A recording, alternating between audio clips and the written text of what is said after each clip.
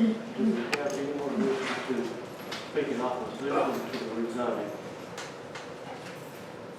Okay, on the repeat, is anyone wishing to speak in opposition to the rezoning? Does it, I would like to,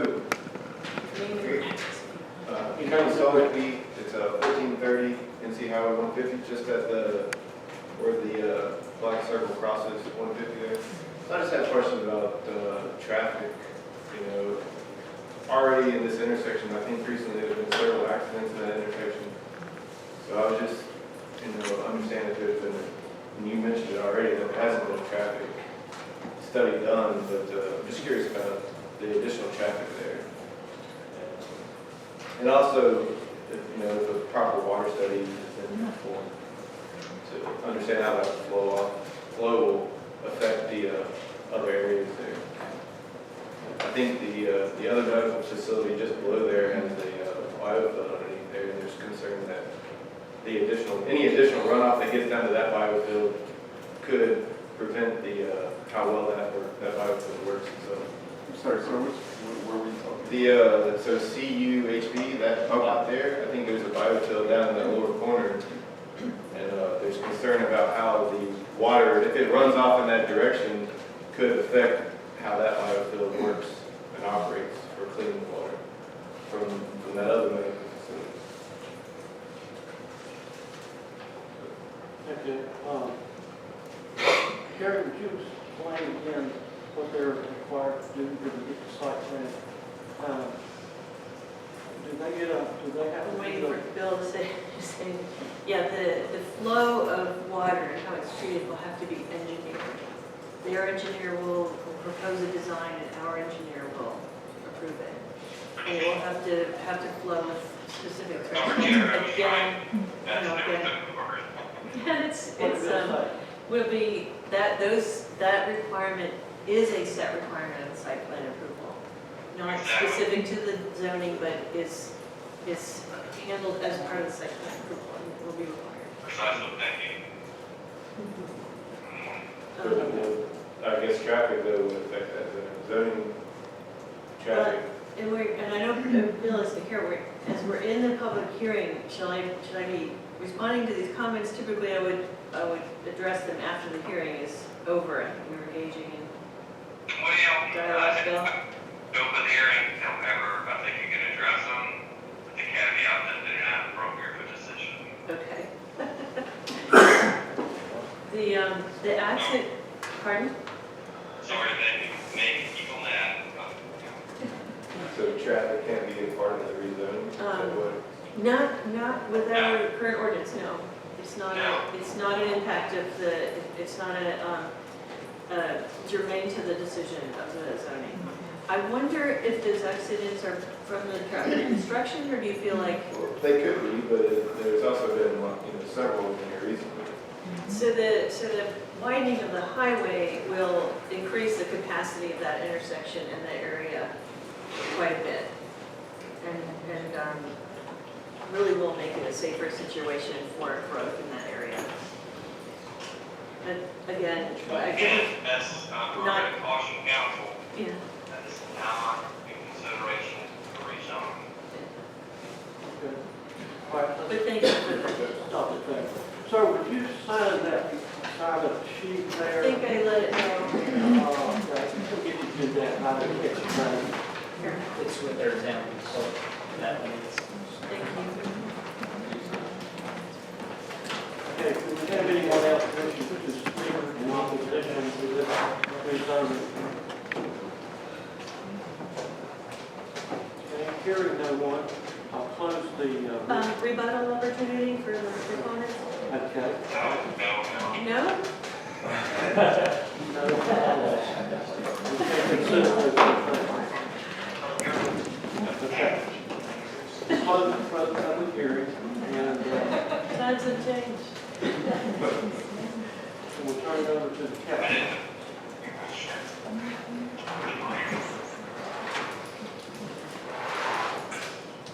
Okay, let you'll know we close the public hearing and turn it over to council. Okay.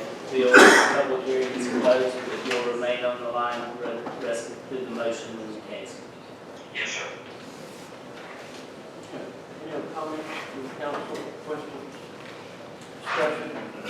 think I had my concerns addressed.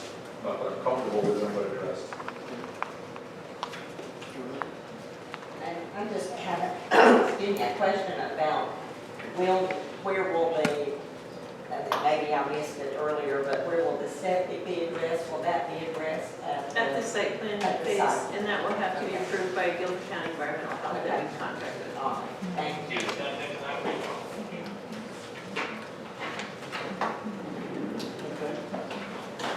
Any other questions from council or discussion from council? If I can just ask, this is asking for several rezonings of several areas that's, There's two properties, Diane, the two, okay, but they not need to be done separately then, because they it says, don't, because the zoning represents a district and will outline any properties that are requested within it. Okay.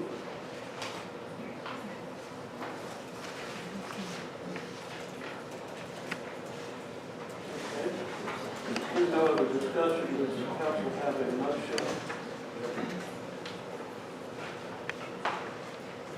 And when you motion, that you would please do that loudly for our attorney's benefit.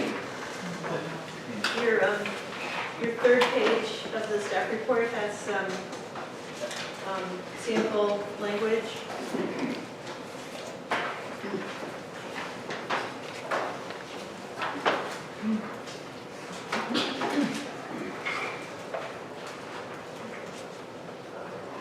And while you're finding that, as a reminder on your agenda cover sheet, rezoning decisions must be based on our current development ordinance, our comprehensive plan, and any other adopted plan.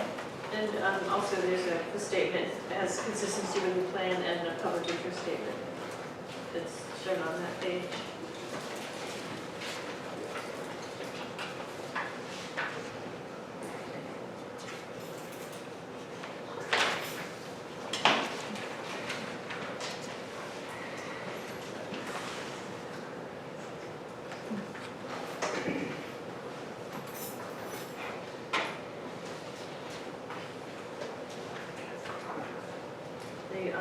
As I said before, the zoning board's recommendations should be in your packet. And the policies that they reference.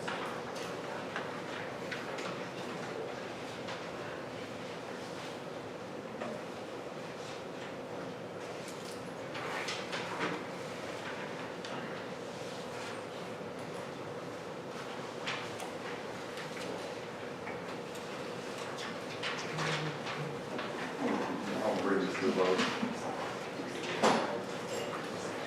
I move that case RZ-03-17 request for rezoning from RS30 residential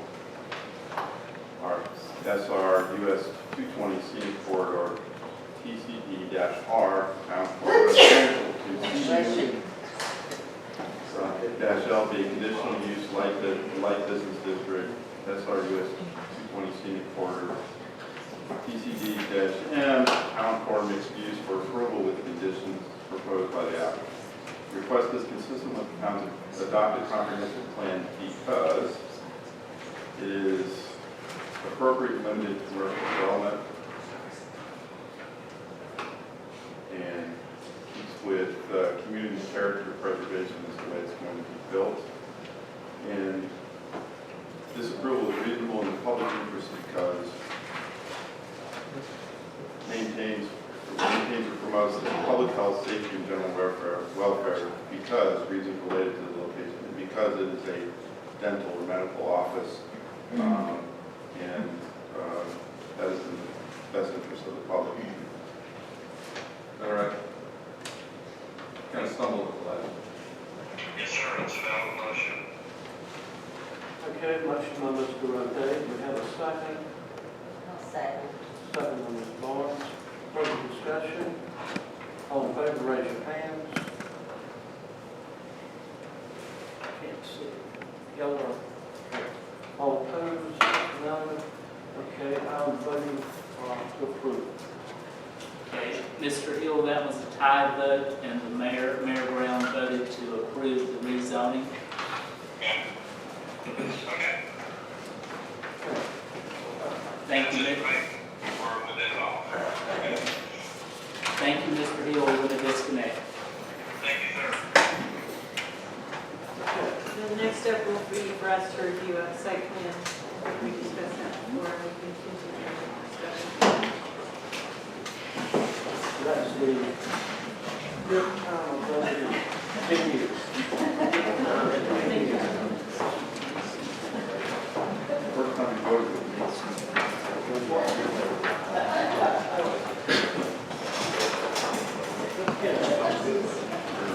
You need to, Mr. Motion to bring Mr. Walker back. Yeah, I reckon so, since they didn't want to take him out. Okay, we're going to have Mr. Walker to rejoin the meeting, so let's get a motion to that effect. I move that Mr. Walker be allowed. Motion by Mr. O'Day, Second. second Mr. Adams, discussion, all in favor, raise your hand. Well, should we discuss it? I said discuss, we didn't. Okay, he's back. Now we'll go to number 11A, video review committee appointment. Business from the manager. Town Council, we have a recent resignation from the UDO Review Committee, and because our establishing policy dictates that voting resident membership, the subcommittee that had vetted these applicants and originally brought forth recommendations and has since done that with a replacement situation like this, has a recommendation for you this evening to appoint Priscilla Owen to the UDO Review Committee. And just to be clear, the subcommittee that I'm speaking of consists of the planning director, myself, and council members Adams and O'Day. And within your packet, we attached the original application and for the committee, and along with the relevant committee ordinance, and it's for you to discuss.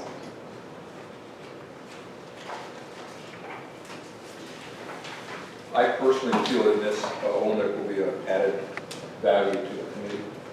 I think she's got good perspective and cares for our town, and I think we'll do a good job in serving. You agree? Any other? Her handwriting might be worse than mine.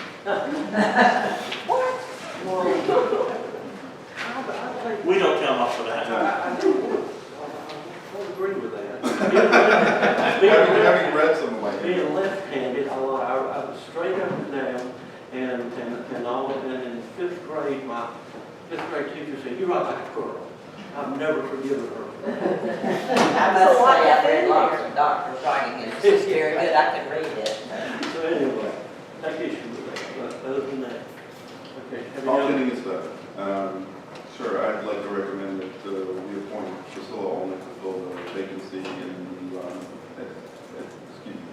I'd like to recommend, I would like to make a motion that we appoint Priscilla Olnick to be appointed to fill the vacancy on the UDO committee. Okay, a motion by Mr. O'Day, second by Mr. Walker. Other discussion? Yeah, I'm glad they don't ask if you're left or right-handed on the application. Go ask her before it's big. Okay, all in favor?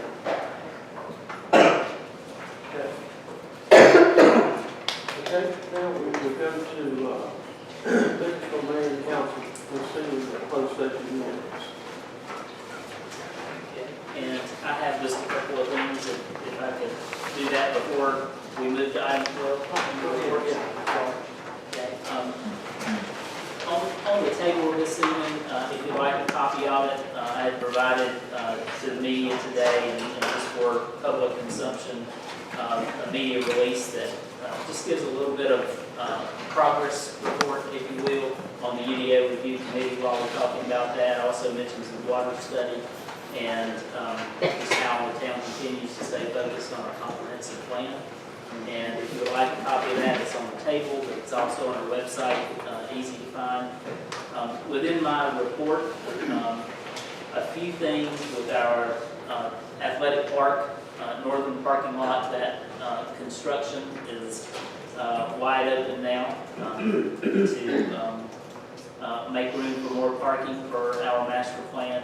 Also, we had talked about cutting a trail from the new gravel parking lot on the former Vandergrift property, just north of the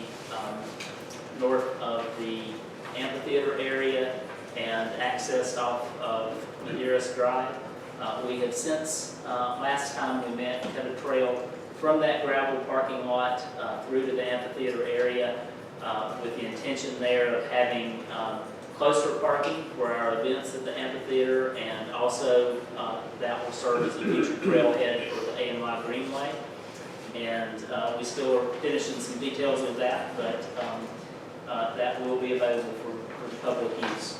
And we continue with our ANY Greenway progress. I mentioned that last month.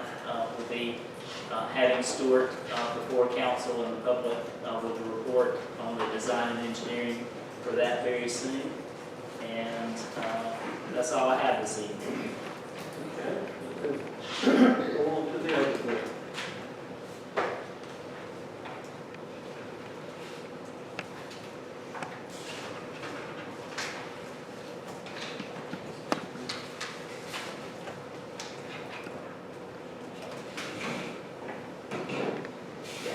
The next item, under item 12, is unsealing of closed session minutes. We do this every year at this time. We have a certain segment of closed session minutes that are set aside until they are deemed to be released by the public, by the council for the public's viewing. And as is our tradition at this time, those closed session minutes are redacted, and it's decided what will be, or recommended by the town attorney, if you will, what should be released. Council has those, and just like to open that up for any discussion or changes or questions. The attorney was clear in writing his thoughts and recommendations on what should and should not be released at this time.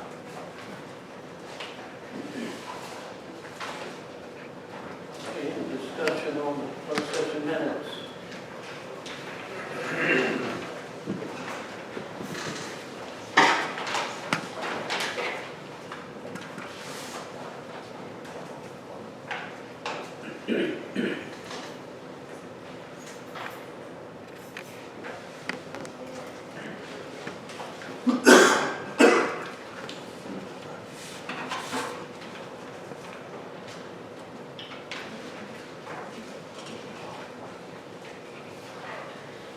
Okay, are we ready to do a motion?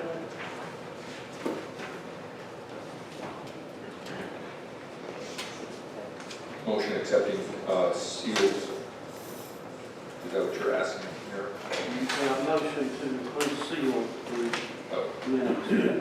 Yeah, I would make a motion that we unseal the closed session minutes based on the recommendations of our town attorney. Okay, motion by Mr. Adams, do we have a second? Second by Ms. Barnes. Any discussion? All in favor, raise your hand. Okay, thank you. Okay, we need reports, updates, or comments from council. Okay, go to number 13. I have a couple of comments, Okay, if we could. During public comments, we had a couple of things that I want to touch on. We talked about the Facebook post on Summerfield News. And I don't know the exact incident. Manager, are you aware of the incident? I think it was correcting Yes, I stand by what was posted. We don't typically, as staff, get overly engaged with social media beyond our own, and I feel strongly that that is a very valid forum for communication with citizens. We do that weekly, and as far as what was posted on Summerfield News, I did not see anything inappropriate about that, and that's all I have to say about it. I haven't seen anything appropriate. I was just checking to make sure I didn't miss it, and I'll always see everything there. I don't think we could be much more transparent than being on Facebook. So it's hard to get beat up on not being transparent and posting thoughts and comments on Facebook for the whole world to see without having to get a public information request. So I thought that wasn't so bad. Ms. Luther, you commented on not wanting to be political, and you're right. For the most part, I think you haven't been political. But you did approach me at a fire hall one day, and we had a conversation about Scott. And I think you have some ill will feelings to him, so I hate that you have stayed non-political until it's time for an election. And but you have your opinions, and you have your right to speak. I'm not going to get into a cross discussion or argument. And your ability to speak as a citizen, and I appreciate that. As for the group spending $13,000 to protect themselves against the PD that this council has voted down, I understand why y'all did that. I mean, y'all thought that was the best thing for you to do, and that's y'all's money to spend. That's fine. But when we get beat up on and taking a long time for us to get public information requests out, we want to make sure we get it right. And I think that's fair. I think that's all we ever want. So we've got a kind of a thick policy on getting those requests out. I don't love the policy. I think council, we talked about addressing some things, but we're doing what we feel is best to protect the town as a whole, and not just a few folks. I venture to say the reason we didn't get duplicate upon duplicate of emails, so why you might not have seen an email from me and John and Mark and Dina and Mike and Diane, is because we all got the same email. Now, a lot of us chose not to respond, or call and talk to folks. So when you're paying 10 cents a copy, if you are, then you probably don't want duplicate upon duplicate upon duplicate. And I would venture to say that would be the case there. Again, I don't know.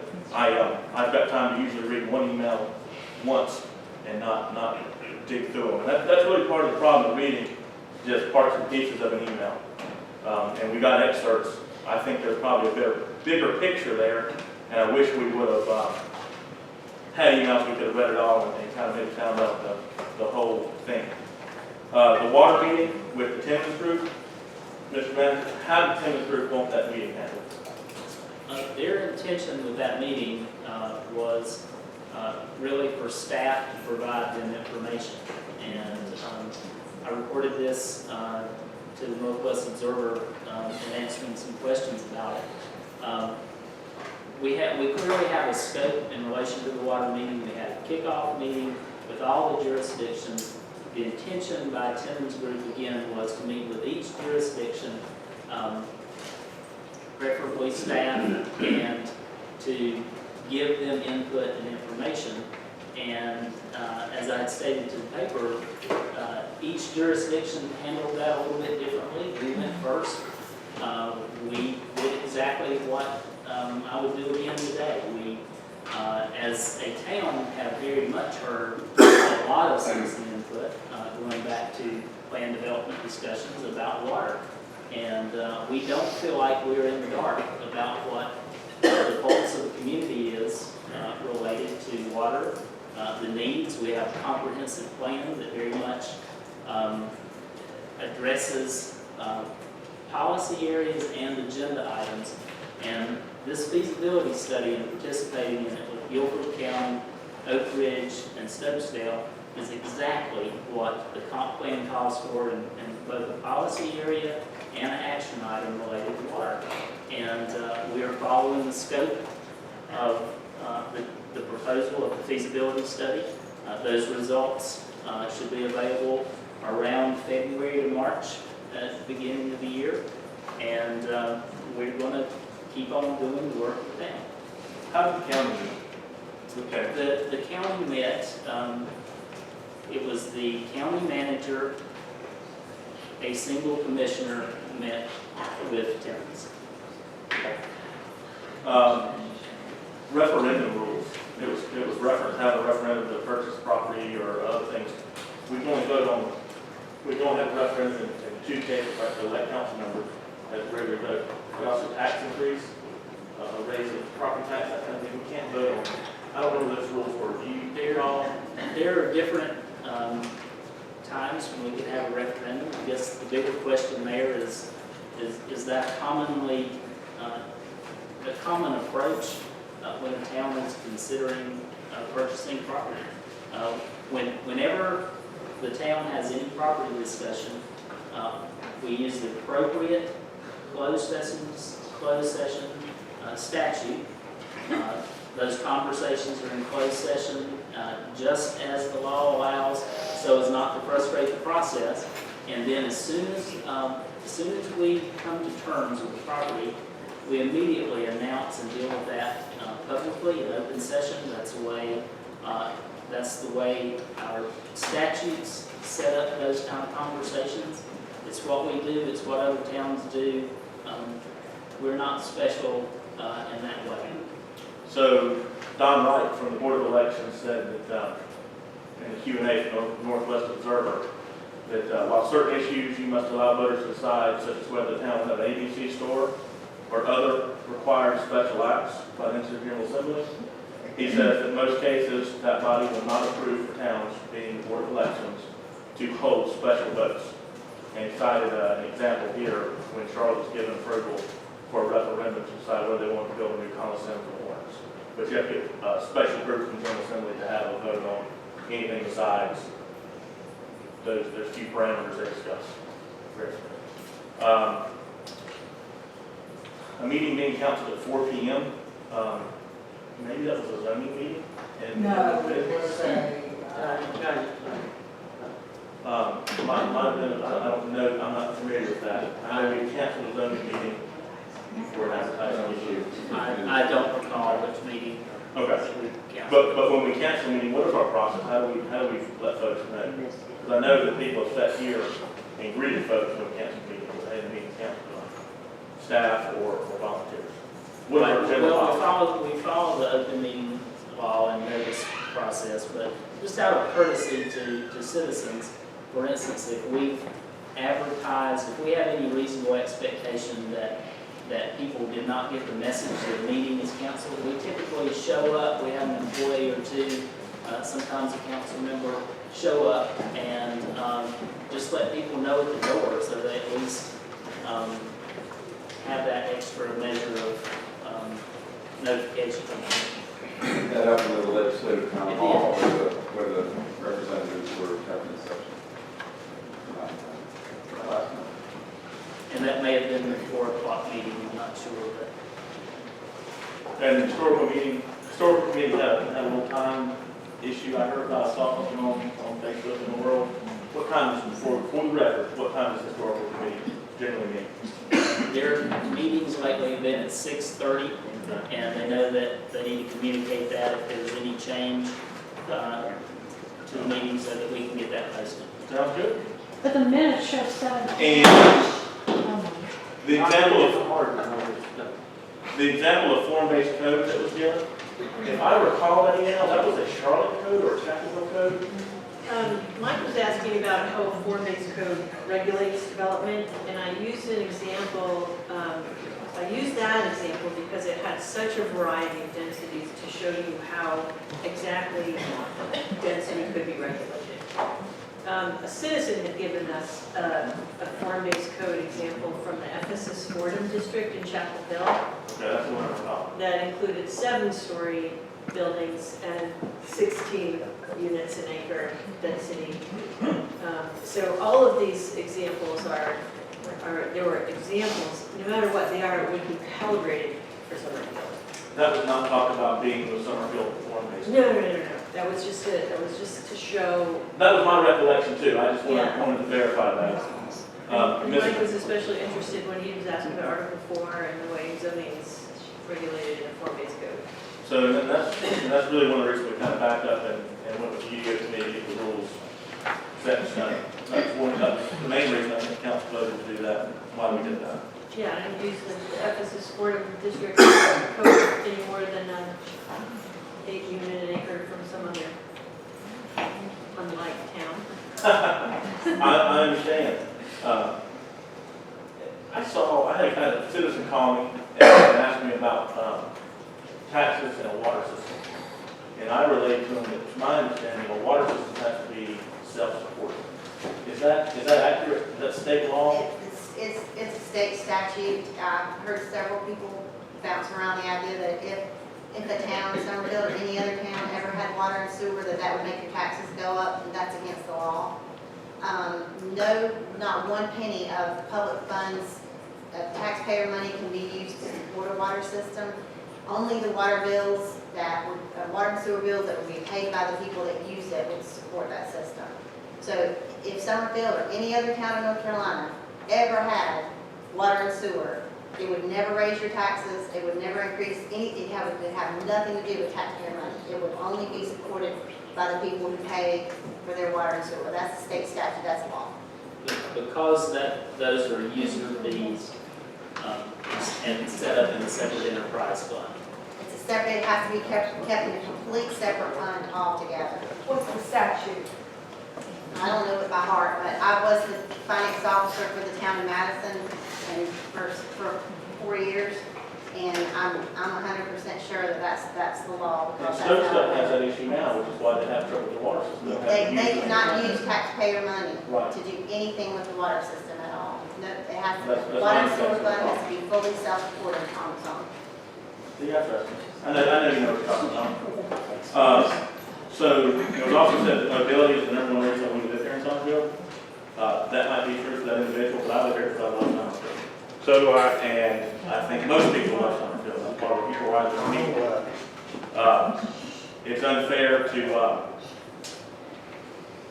maybe bring your own personal belief into why somebody might live here. We don't know someone else's story. It's hard to identify why each and every one of us live here, but we live here, and we've got to be neighbors, and we need to be neighbors.